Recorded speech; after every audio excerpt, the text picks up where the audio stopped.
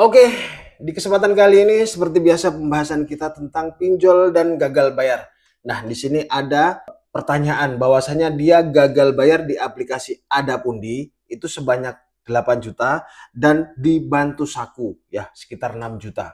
Nah, kira-kira aman nggak gagal bayar di aplikasi Adapundi dan Bantu Saku? Ya, kalau resikonya gagal bayar di aplikasi pinjol legal ya Adapundi dan Bantu Saku ini kan pinjol legal. Yang pertama itu teror, penagihan ya dari DC melalui SMS, telepon, WA itu pasti. Terus DC lapangan ya, slik OJK itu aja. Risikonya itu aja. Ya, dan paling sering ditakutkan oleh orang-orang nasabah gagal bayar di aplikasi pinjol legal ya, itu pasti DC lapangan. DC lapangan datang ke rumah atau tidak. DC lapangan datang berkunjung ke rumah atau tidak, atau DC lapangan berkunjung ke kantor. Nah, itu saja yang ditanyakan oleh mereka yang gagal bayar di aplikasi pinjol-pinjol legal. Jadi untuk dua aplikasi ini, Adapundi dan Bantu Saku, itu tidak ada DC lapangan ya, tidak ada DC lapangan. Tapi teroran itu pasti ada. Yang namanya orang gagal bayar ya, nggak mau bayar, telat bayar cicilan ya itu pasti ditagih. Itu udah resiko ya. Jadi jangan menghindar. Kalau memang Anda mau menghindar ya ganti nomor HP. Nggak usah lagi Anda berkomunikasi ataupun membuka pesan-pesan WhatsApp, SMS ataupun menerima panggilan telepon dari para DC biar tenang. Adapundi Bantu Saku tidak ada DC lapangan. Jadi nggak usah cemas ya. Katanya kalau nanti DC lapangan datang ke rumah menyita aset ya kan, nanti mempermalukan, itu nggak ada. DC lapangan dia menjalankan tugas sesuai dengan aturan ya, aturan yang sudah ditetapkan OJK. Kalaupun ada DC lapangan yang datang ke rumah Anda, dia berbuat semena-mena mengintimidasi Anda ya, itu Anda bisa melaporkan, nggak usah ragu-ragu, divideokan, laporkan ke OJK ya.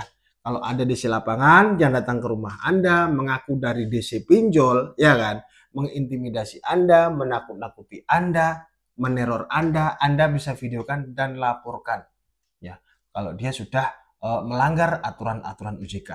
Oke teman-teman ya, jadi nggak usah Anda terlalu ketakutan menghadapi gagal bayar. Nggak perlu. Kalau memang Anda sudah nggak punya uang, nggak mampu bayar, terus mau bagaimana? Ya kan?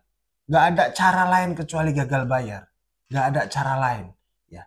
Bagaimana kalau kita nanti diteror? Teror ya sudah, biarkan saja. Itu udah hal yang biasa. Jadi kalau Anda nggak mau diteror, itu putuskan komunikasinya, ganti nomor HP-nya, aman. Ya, biar Anda tenang. Banyak orang yang gagal bayar dan sampai dengan sekarang ini mereka ya baik-baik saja. Mereka ya damai-damai saja, enjoy-enjoy saja. Ya, jadi nggak usah terlalu Anda panik, terlalu Anda cemas menyikapi tentang gagal bayar. Ya, teman-teman ya, itu aplikasi-aplikasi Adapundi, Bantu Saku itu tidak ada di lapangan. Saya ulangi lagi. Ya, sebelumnya udah saya jelaskan itu ada 23 aplikasi yang tidak memiliki di lapangan. Pinjol legal resmi OJK. Jangan sampai Anda menjadi korban dari para joki-joki pinjol yang katanya bisa menghapus data, membersihkan data Anda. Itu tidak ada. Yang menyelesaikan hutang piutang ya kita sendiri, bukan orang lain, kita sendiri. Selama kita belum mampu bayar ya jangan dibayar. Kalau kita sudah punya uang, sudah mampu bayar dan Anda ingin melunasi hutang-hutang, silahkan Anda bayar. Ya, kalau memang Anda mau terus gagal bayar, ya silahkan. Pinjol legal tidak bisa sebar data. Kalaupun mereka sebar data, Anda bisa melaporkan ke OJK karena itu sudah suatu pelanggaran Undang-Undang ITE ya, menyebar data pribadi orang ya. Oke, teman-teman ya, mungkin itu saja informasi dari saya ya, semoga bermanfaat. Jadi untuk Anda yang masih ketakutan, yang masih cemas, Anda jangan terlalu takut. Gagal bayar tidak semenakutkan yang Anda bayangkan. Ya, oke ya. Semoga bermanfaat. Sampai ketemu di video berikutnya.